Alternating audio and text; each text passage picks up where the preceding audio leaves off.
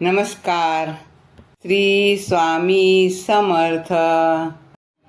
यशाच्या शिखरावर पोचायचे असेल तर पहिली पायरी तुम्ही स्वामींच्या कृपा आशीर्वादाने पार करा.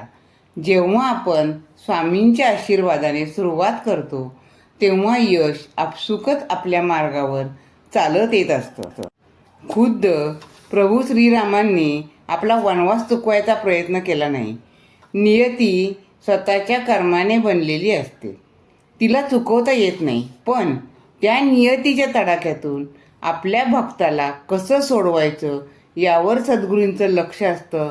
म्हणून आपण नेहमी श्री सद्गुरूंचा म्हणजे श्री स्वामी समर्थांचा अखंड नामजप चालू ठेवायचा आहे. अर्जुनाने सुद्धा आपल्या रथाच्या दोऱ्या भगवंताच्या हातात दिल्या होत्या. त्याचप्रमाणे आपण पण आपल्या जीवनाच्या दोऱ्या स्वामी महाराजांच्या हातात देऊया. आपल्याला काहीही कमी पडणार नाही. श्री स्वामी समर्थ या मंत्राचं अखंड नामस्मरण करून तुम्ही काही मागू नका. स्वामी महाराज तुमचे कल्याण केल्याशिवाय राहणार नाहीत. तुम्हाला न मागता सगळं काही मिळेल.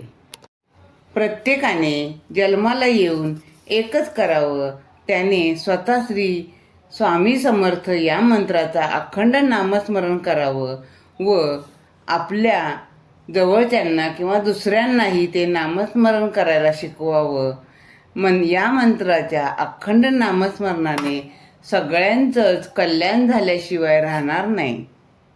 श्री स्वामी समर्थ. जय जय स्वामी समर्थ. गुरुदेव दत्त.